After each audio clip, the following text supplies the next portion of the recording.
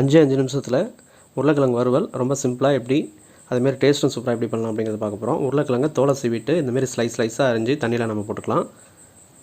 இல்லைனா அது கொஞ்சம் கருப்பாக மாறிடும். அதனால் தண்ணியில் போட்டு வச்சுக்கிட்டோம் அப்படின்னா கொஞ்சம் நல்லாயிருக்கும்.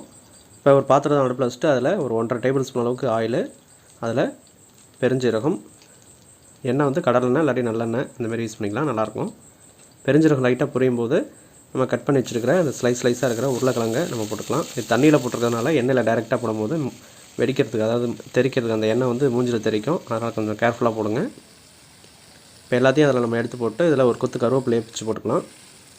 போட்டு இதில் நல்லா மிக்ஸ் பண்ணிக்கலாம். இதுக்கு வெங்காயம் எதுவுமே தேவையில்லை. சட்னி ஒரு 5 மினிட்ஸில் நம்ம ஈஸியாக ரெடி பண்ணிடலாம்.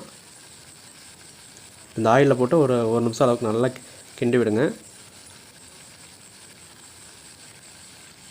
ஸோ இப்போ ஓரளவுக்கு நல்லா வதங்கினதுக்கப்புறம் முக்கியமாக உருளைக்கிழங்குக்கு பெருங்காயத்தூள் நம்ம ஆட் பண்ணோம். ஏன்னா இது கேஸ் ட்ரபிள் ப்ராப்ளம் வரதுனால பெருங்காயத்தூள் நம்ம ஆட் பண்ணுறது ரொம்ப நல்லது. ஆட் பண்ணிட்டு அதில் மஞ்சத்தூள் கொஞ்சம் போட்டு நல்லா மிக்ஸ் பண்ணி விட்டுக்கலாம். எந்த ஒரு வறுவலாக இருந்தாலும் உடனே அந்த மிளகாய்த்தூள், இந்த கரம் மசாலா இதெல்லாம் நம்ம போடக்கூடாது. லாஸ்ட்டாக அந்த 1 நிமிஷம் இருக்கிற டைமில் தான் நம்ம அதை ஆட் பண்ணோம். அப்போ தான் அடி பிடிக்காமல் இருக்கும்.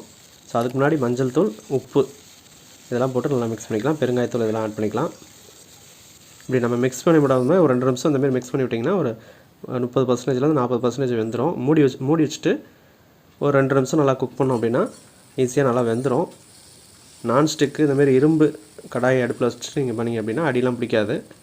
ஏன்னா ஒரு 1.5 டேபிள் ஸ்பூன் அளவுக்கு நம்ம ஆயில் ஆட் பண்ணியிருக்கிறதுனால ஓரளவுக்கு நல்லா வெந்துடும். ஒரு 80% வெந்ததுக்கப்புறம் அதுக்கப்புறம் நம்ம இந்த கரம் மசாலா கொஞ்சம், அப்புறம் மிளகாய்த்தூள் நம்ம கொஞ்சம் இதை ஆட் பண்ணிக்கலாம்.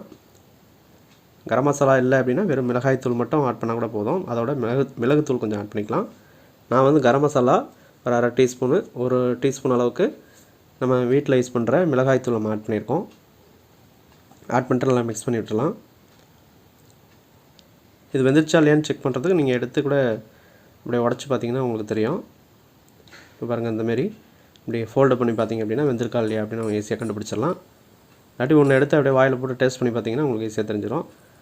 இப்போ ஓரளவுக்கு வந்துருச்சு. இதில் ஒரு கொத்து கருவேப்பிலை போட்டு அப்படியே கிண்டி விட்டோம் அப்படின்னா ரெடி ஆகிடும். தோலை சீவி இருக்கிறதுனால இமீடியட்டாக இது வந்து குக் ஆகிடும். அதுமாரி ரொம்ப டேஸ்ட்டும் சூப்பராக இருக்கும். இன்னமும் உங்களுக்கு கொஞ்சம் காரம் வேணும் அப்படின்னா மிளகாய்த்தூள் அதிகமாக போடுறதுக்கு பதிலாக பெப்பரை கொஞ்சம் தட்டி போட்டுக்கலாம். இல்லாட்டி பெப்பர் தூள் இருந்தால் அது மேலே போட்டுட்டு இறக்கி வச்சு நீங்கள் சர்வ் பண்ண வேண்டியதான். ஒரு ஈஸியான உருளைக்கிழங்கு வறுவல் அப்படின்னாவே எல்லாேருக்கும் பிடிக்காமல் இருக்காது. ஸோ ரொம்ப விரும்பி சாப்பிடுவாங்க.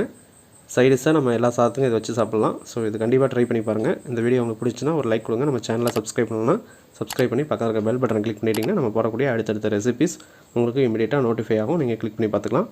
தேங்க்ஸ் ஃபார் வாட்சிங். தேங்க்யூ.